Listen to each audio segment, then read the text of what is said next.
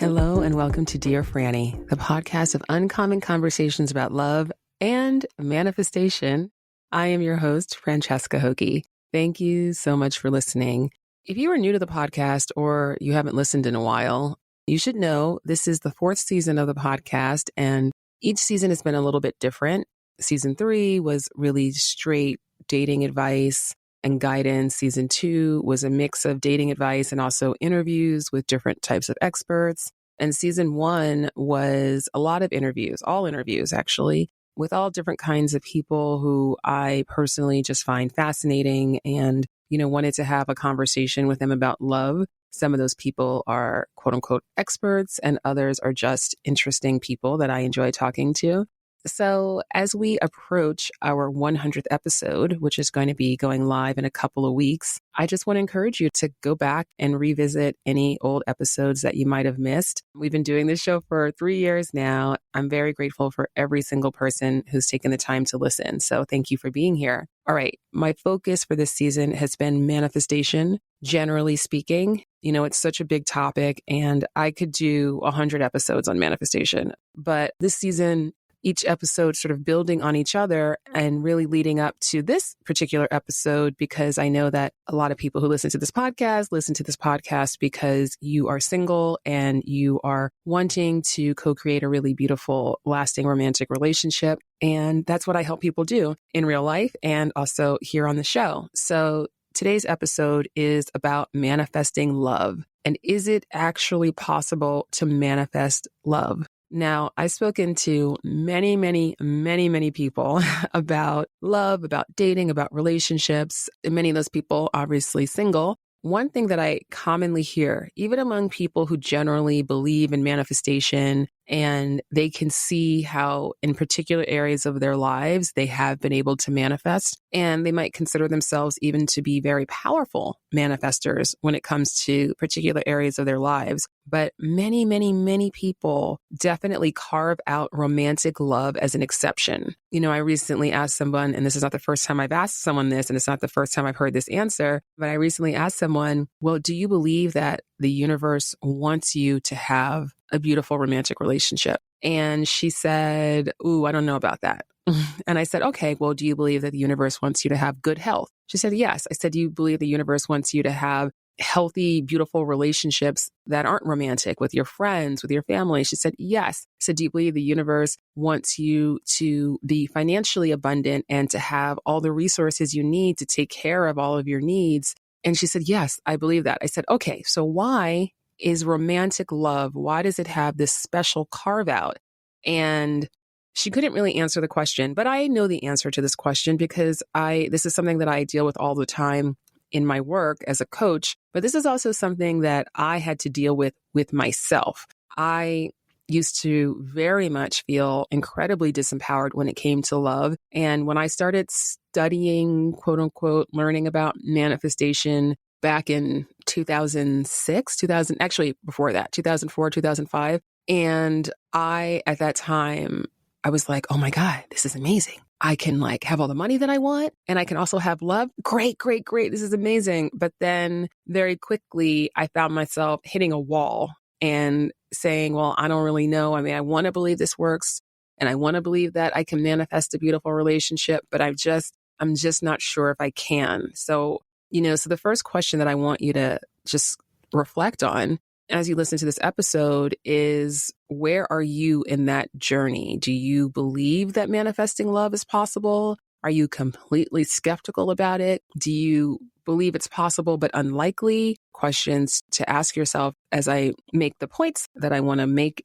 on this topic in this episode. So I want to start you out with just reflecting on that. So the thing about, and this is the thing that I had to realize for myself in my own love manifestation journey, is that the way that you manifest romantic love is actually the same way you manifest anything. However, it's not that simple in practice, because when it comes to romantic love, and those of you who know me, those of you who've been listening to this podcast, you know what I'm going to say, right? You know that we have some challenges to overcome in terms of how we culturally think about love, think about relationships, think about romance. And because we have so much collective societal programming about romantic relationships and what they look like and who gets to have love and how love is supposed to happen and you're not supposed to try and it's supposed to get lucky and, it's about meeting a perfect person. And when you meet that perfect person, everything works out. And all of the things that the fairy tale industrial complex really teaches us and conditions us to believe, like, you've got to be beautiful, you've got to be thin, or you've got to be, if you are a man, you've got to be strong and strapping and tall and, handsome and all of these things in order to be quote unquote the one, right? And, regardless of your gender identity, there's so much programming that we all get on this topic. So that in and of itself becomes its own obstacle to manifesting love because you are now co-signing a reality and a destiny for yourself that is not in alignment with how love really works and can just cause a lot of frustration. So what I mean by that, so say, I'll give myself as an easy example. So back when I was really struggling with romantic relationships and the love that I wanted, I desperately wanted it. And it felt so far away. It just felt like this pipe dream. And I was just like hoping and praying that I would get lucky enough to find it. When I had that mindset about love, it was very much based in scarcity. I have to get lucky. And if I meet somebody that I like, oh my God, I have to make it work because I hardly ever meet anybody that I like. And now that I've met this person, I have to make it work. I don't want to lose them. I don't want to lose this possibility. And many times, especially, back in the mid 2000s, what that translated into was me doing a lot of chasing. It was me putting up with a lot of things in my dating life that I didn't really want and didn't sit right with me, but I felt like, well, I like this person. And so this is how it goes. And I just have to hang in there and hope it gets better and hope it works out. So it's a very disempowering perspective with which to approach love. And when I had that mindset about love, I was just manifesting more and more and more of those types of situations. I was just amplifying that energy within myself. What do I mean by energy, right? In this regard, all of our thoughts and all of our feelings are combining to give us a certain energy, a certain vibe, a certain energetic signature about any given topic, right? And in our lives, which is why, for instance, some people, when it comes to their careers, they're like, oh, I got this. Like, I know I can manifest whatever I want. I can manifest the new amazing job. I can, manifest this business. I can manifest this amount of money. I can manifest the salary. Like, some people have total confidence and it happens so intuitively for them when it comes to something like their careers that they just kind of take it for granted that like, yeah, I got my career. Right. And then when it comes to love, that's like, oh no, this is totally out of my control. So we all know the difference between having an empowered mindset where you really believe that what you want is absolutely available to you and having a disempowered mindset where we're like, God, it would be the equivalent, somebody saying, I'd really love to have a great job, but like, who would ever hire me? There's hardly any jobs out there. No one likes me enough. I interview terribly. I don't have the right credentials.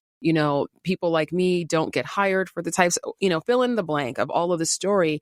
And I don't say any of this to discount or diminish anybody's personal life experience. And this isn't anything that we're trying to manifest. This is something that I have come to recently in my own life and in my own journey of manifesting and just understanding and embodying all of these beliefs and these principles is that when there's something in your life that you're looking at and you're like, I don't like these circumstances, right? I don't like what my love life looks like. This is not what I want, right? I really want you to think about this as a failure of imagination, a failure of imagination of what is possible for you. And it's really easy to do that when it comes to love because the sort of parameters in which we view ourselves and what's possible for us romantically are collectively have been set in our culture by a lot of people who do not have your best interest at heart, first of all. And again, it's very much based on scarcity, right? It's like there's one person in this whole world who would be the right match for you. And, goodness, if you don't find that person, like, too bad. There is something to overcome. So I say all this preamble to just give you that permission and that validation to know that there's nothing wrong with you. when it comes to romantic relationships, they are triggering of our deepest fears, our deepest insecurities, our deepest programming. And so it's really, really easy to co-sign the limits that society has put around romantic relationships as, well, this is the framework in which I have to work, right? To illustrate this, so I'm a Black woman. When I was still single and I was dating, I was well aware of all of the data and the reality that there are Black women are the least favorited online, the least messaged, the least responded to, and just a general narrative, Black women are the least married, all of these narratives that are very, very pervasive that define the parameters of what's possible for you romantically as a Black woman. And it comes from all sorts of people. It comes from Black people. It comes from the patriarchy. It comes from marketing. It comes from all sorts of places, right? And I had to make a very conscious decision when I was single. I'm not saying that the data is lying necessarily. I'm not saying that Black women might get fewer messages online than with their white or non-Black counterparts. However, I am saying that for me, in my personal experience, that is irrelevant.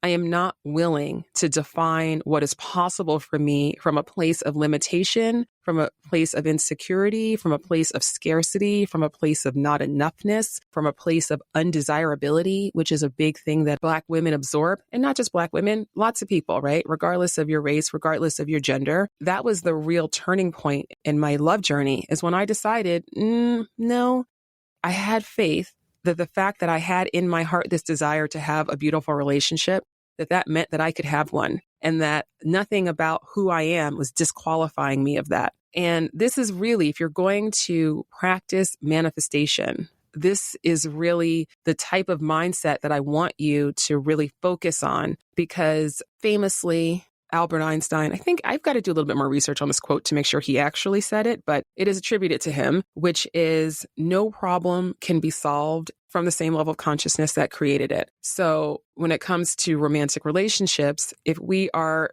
looking at our circumstances, so if you're saying, okay, I'm single, or maybe I'm in a relationship that is not fulfilling to me and I want more. But, gosh, it's going to be so hard because of this, because of that. And online dating sucks and people don't want commitment.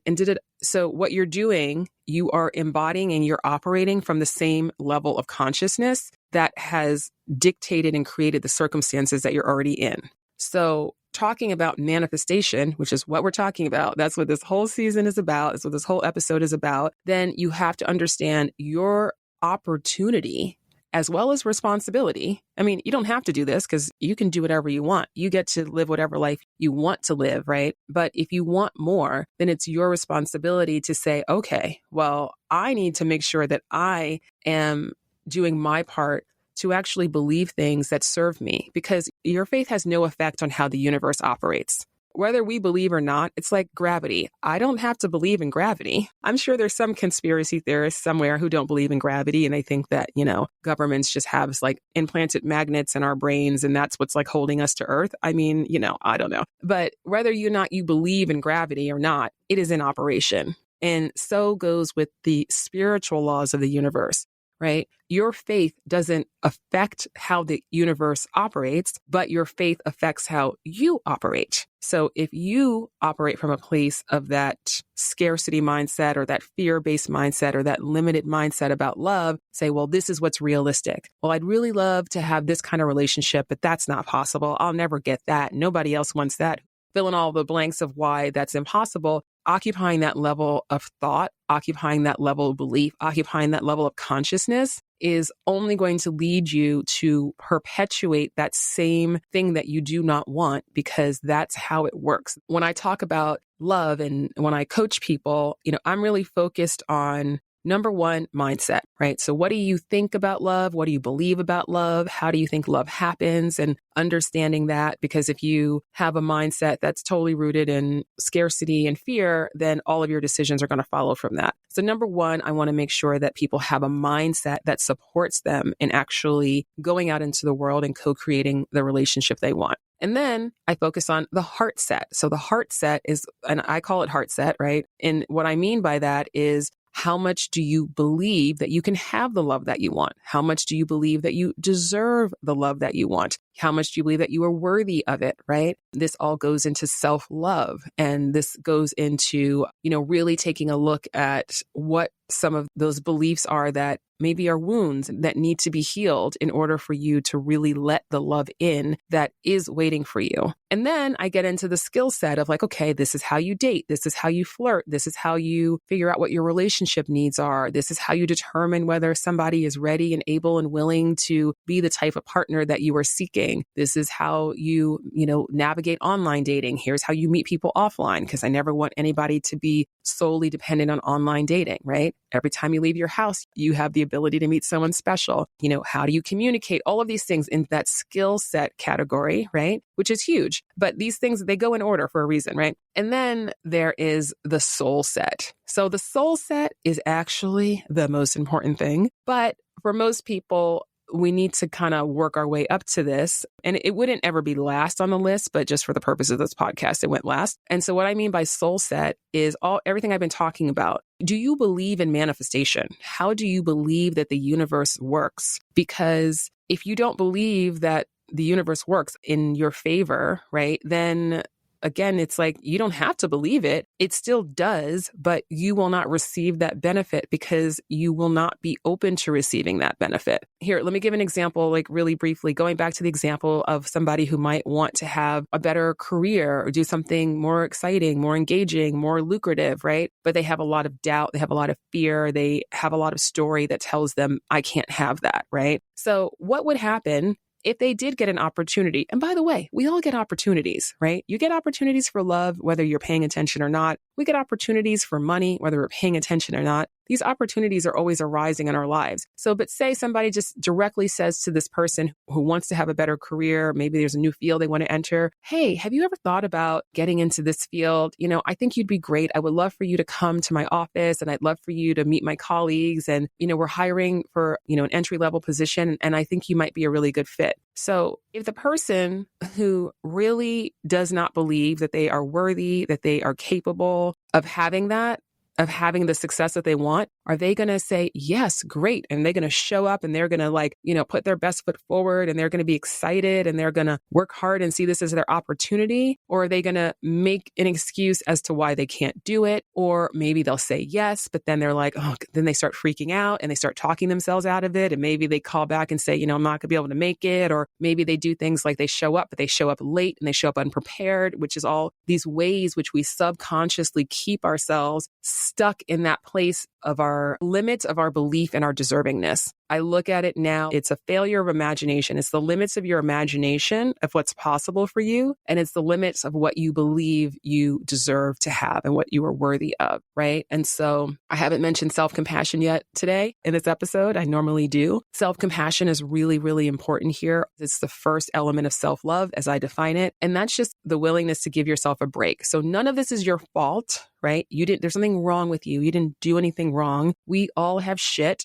that we carry that doesn't serve us, right? So when you're compassionate towards yourself, then you can start to say, well, I can look at this. It's safe for me to look at what doesn't serve me. It's safe for me to start to consider a new possibility for myself and for my life. So going back to dating, it's the same thing. If you believe that, for instance, that it's going to be really hard for you to find love because of fill in the blank, or that you are unlovable in some way, like, nobody's ever going to love me because once people get to know me, what's going to happen when you meet somebody who would be happy to love you? Are you going to be like, oh, well, this person's happy to love me. Now I suddenly feel worthy of having love.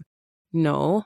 You're not going to see it that way. Your subconscious is going to, quote unquote, keep you safe, and you won't even be attracted to that person. Or if you're attracted to them, and this used to be definitely something that I've experienced many times in my past, where I actually was interested in somebody who was interested in me, but I was so scared and so freaked out that it wasn't going to end well and they were going to change their minds that I totally shut myself off from ever allowing that person into my life. So these are the kinds of things that we do when we don't have a foundation of real belief in the infinite power of the universe to deliver you all of your heart-centered manifestations, which absolutely includes romantic love, right? So I have some questions that I'm just going to go through kind of quickly here because I'm not trying to keep you all day. And this is a big topic, so I could talk about it all day, but I promise I won't. Number one, do I believe the universe has the power to deliver to me the relationship or the person with whom I can co-create the relationship that I'm seeking? Do you believe it? Do you believe the universe has the power? Because if the answer is no, I don't, well, then I would encourage you to, ask yourself some other questions, right? Like, well, do I believe that the universe has the power to deliver me good health? Do I believe the universe has the power to deliver me, a great place to live if that's what I'm looking for? Do I believe the universe has the power to deliver me career opportunities or money? Ask yourself these questions, because if you are one of those people who's carving out that romantic love as a special exception, right? Then are you setting yourself up to win? How does that belief serve you? And what will you manifest as a result of believing that? So this is about not beating yourself up, but just starting to consider a new possibility, right? So that's number one. Does the universe have the power? Do you believe it does? It does is the answer, but okay. And by the way, if the answer is no, but you are ready to change that, or you're like, I want to believe, I'm not sure I believe, then you know what you can do right now is that you can set an intention, which is so, so powerful. This is the first step in anything when we're trying to shift something within ourselves, right? So it can be as simple as I choose, or I give myself permission to see the evidence of the universe's power to deliver my manifestation. I choose to see the evidence of the ways in which I might be actually the one who's stopping something from happening that the universe does want to happen. So you can set that intention. And if you do that, if you are sincere in any intention that you set, you will start to see growth, you'll start to see expansion, and you will start to see new quote unquote evidence. The second question is, so number one is, does the universe have the power? Number two is, does the universe want me to have love? Does the universe want me to have the relationship that I want to have? And when I say the relationship that you want to have, remember, those of you who've listened to the podcast before, you know this, I'm really focused on what are the qualities of the relationship, right? Because the person and the people, there's more than one person for everybody. There are lots of people in this world who would be happy to love you forever, okay? There are many people in this world who'd be happy to love you forever. So any idea that you have that there's just one person, again, do you believe that's how the universe works? Do you think that if you hadn't, the person you consider your best friend, do you think if you hadn't ever met that person, you just wouldn't have a best friend? Do you think that if you hadn't been born to the family that you were born to, you just wouldn't have a family and you'd just be, born into the woods by yourself somewhere? It's like we have to sometimes just have these like come to Jesus moments, not literally Jesus, but these moments where we're being real with ourselves. It's like, well, wait a second. There's a lot of story that I have invented or that I have co-signed that maybe isn't even true. So am I willing to look at this differently? If you are willing to believe that the universe wants you to have the love that you want, and again, do you believe it wants you to have good health? Do you think it wants you to have abundance? Do you think it wants you to have safety, right? Then you can start to say, well, if that's possible, if the universe really does want the love for me, wants for me the love that I want for myself, then how might that shift my approach to manifesting love? And how might that change some of the things that I have believed up until now about how love happens and who gets to have it, right? Again, and you can always set an intention there too, to start to believe something different or see different evidence. And then the third question is, do I believe I am worthy? Do I believe I am worthy of having the love that I want? And this can be a very tricky question because your ego can say, hell yes, I'm worthy. But if you haven't listened to the episode about ego and the role of the ego in manifesting, right? So the high ego might say, hell yes, I'm worthy. The low ego may say, no, I don't think I'm worthy, right? Either way, just know that your ego is really good at projecting whatever it needs to in order for you to keep the same old program running, okay? So that same old level of consciousness that has generated everything in your life, all the circumstances right now, that is the circumstance that is an inevitable outcome of the ego's attachment to these certain stories, these limiting stories. It's really, really important for you to have an honest conversation with yourself and recognize, well, maybe I don't believe I'm fully worthy, because if I was, maybe I wouldn't put up with not having any love in my life. Or maybe I wouldn't put up with dating people who treat me like an option and, an afterthought. Maybe I wouldn't actually be chasing after people who they've told me in their words and they've shown me in their actions, or either one, because they both count, that they don't want the kind of relationship that I'm looking for. or they don't value me, right? If I truly believed I was worthy of having the love that I wanted, would any of those scenarios be something that I entertained, right? So just as if you are somebody who has a very successful career and somebody says, hey, I'm going to offer you this really unchallenging, boring job and, I'm going to pay you $20,000 a year for it. Would you consider that? You're like, I have a career that I love. I have a job that I love. I make plenty of money to have the lifestyle that I want to. You wouldn't do it. But how often do we do that similar sort of thing in romantic relationships because you feel like, well, that's just how it is, or that's the best that I can do. Self-worth is huge, huge, huge, because if we don't believe that we're worthy of something, then we're always going to put up these internal barriers and obstacles to allowing ourselves to have it, right? So again, this is one of the biggest reasons why manifesting love can be more challenging for people. It's because of this self-worth issue. And again, some other questions to reflect here and to see, well, is there some self-worth here? Is there some deservingness, sort of challenge here? Ask yourself, do I believe that there's anything about who I am or what I've done or my demographics or my history or anything that has somehow disqualified me from having love? Maybe I think I'm too old or I'm too broke or, I'm too fat or I'm too skinny or I'm too this or I'm too that, right? Because none of those things actually have an impact on your worthiness of love. You were born worthy. That actually does not change. Okay. So that is the reality. So how can you make that your reality? By stepping into that belief. Okay. 2 more questions. So the 4th question is, do I believe anything about love? This is like a catch-all question. Do I believe anything about love that does not serve me? So what are the things that you believe about love that cause anxiety, that cause worry, that make you sad, that make you feel discouraged, that make you feel powerless? You want to know what those things are so you can start to look at them and you can start to call bullshit on them, right? And you can start to shift that thinking because, again, you are going to, on a subconscious level, you're going to want to keep that program running. Even though it's not what you want in your heart, this is how powerful you are. We have to reconcile these differing parts of ourselves. It's like who we really are and what your heart is calling you to do and to have and to experience versus all of the conditioning, all of the programming, all the stories your parents told you or your peers told you or society told you or fairy tales told you about who gets to have love.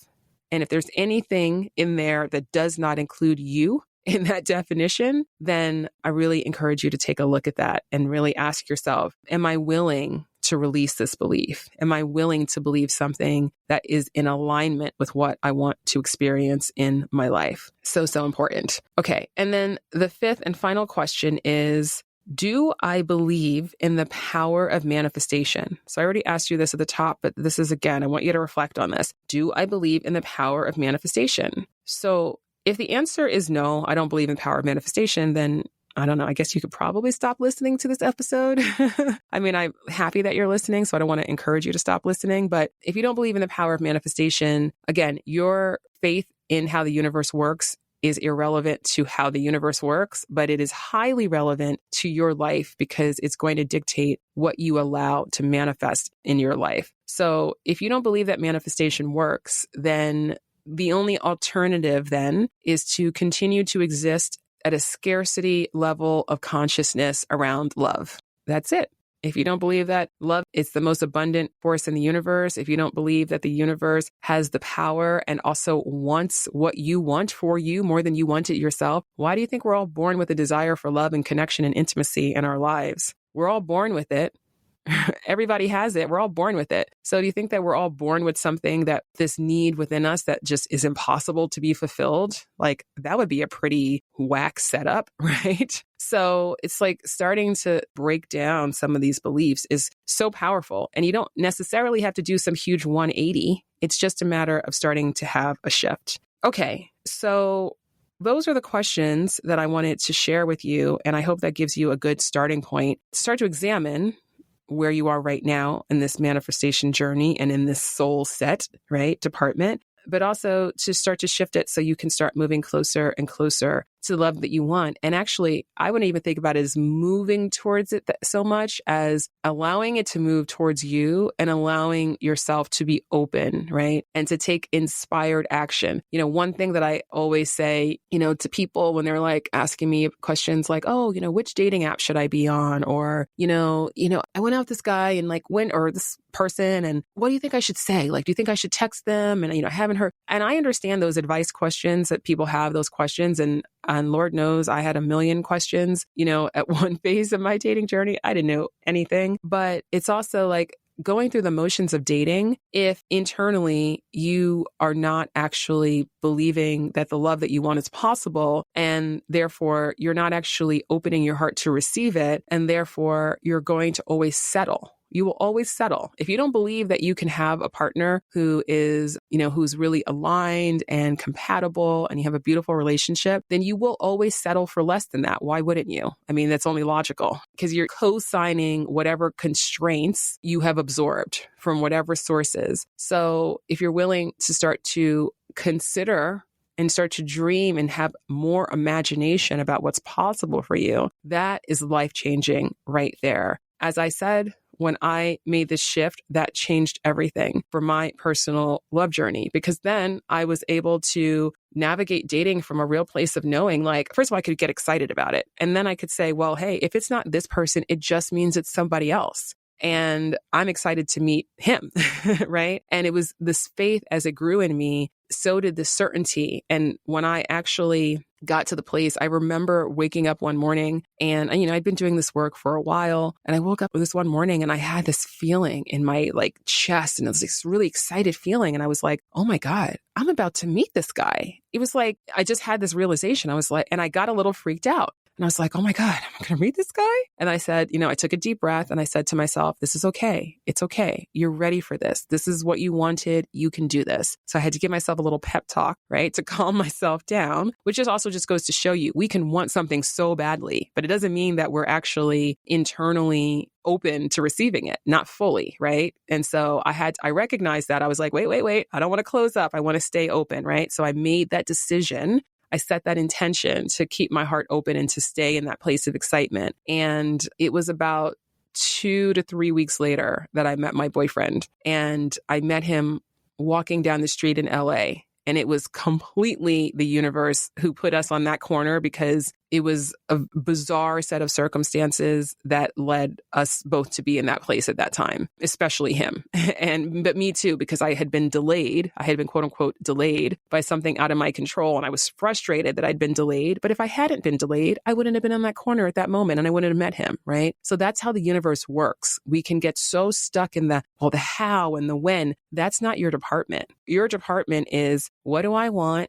And how can I align myself with that in terms of my beliefs, in terms of my mindset, in terms of my heart set, in terms of my soul set? Because when you do that, then you will take inspired action. And when you take inspired action, that's the universe guiding you right to your manifestations, right to the street corner, or right to the, the dating app profile, or right to that event that you maybe didn't even want to go to, but then you went and you wound up meeting someone amazing, or right to realizing that there's somebody who's already in your life who actually is crazy about you. And if you were actually paying attention, you'd realize that you're kind of crazy about them too. And maybe you should give this a chance, right? I say all of this from a place of knowing that regardless of what your individual circumstances are, the love that you want is 100% available to you. I believe it. I believe it. I believe it. I have seen it so many times. I have seen the power of when somebody goes from not believing that they can have that love to believing that they can have that love. And I see how that changes their life. And I see how that gets them into a relationship that's so much more beautiful and so much more fulfilling than anything that they had previously thought possible. So I hope that this inspires you. I hope that this is helpful.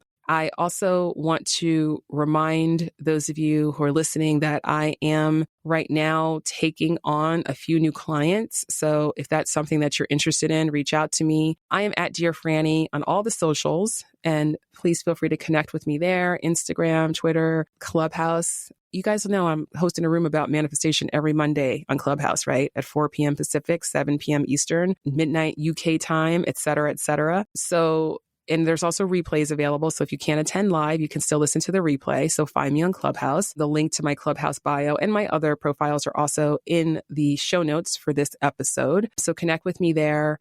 And if you go to any of my social profiles, you can go to my bio, you can click the link and you can see some different resources that I have there. My dating archetype quiz, my manifesting quiz. You can book a discovery session with me to talk about coaching and some other things as well. So I encourage you to take a look at that. And I thank you so much for listening. If you haven't already subscribed to the podcast, please do. And of course, I always appreciate your 5-star reviews and ratings. So thank you so much for those of you who've already taken the time to do that. And if you haven't and you've enjoyed this episode, I hope that you will. And I also hope that you'll consider sharing it with a friend. Oh, because one of the things that I'm manifesting is 100,000 downloads by my 100th episode, which actually I should check because maybe I've already made it and maybe I'm manifesting something that's already happened. But anyway, maybe I already manifested it, but we're close. We're close. So thank you for helping with that manifestation. Thank you for listening. Have a beautiful day wherever you are in the world. And I will be back next week with a brand new episode.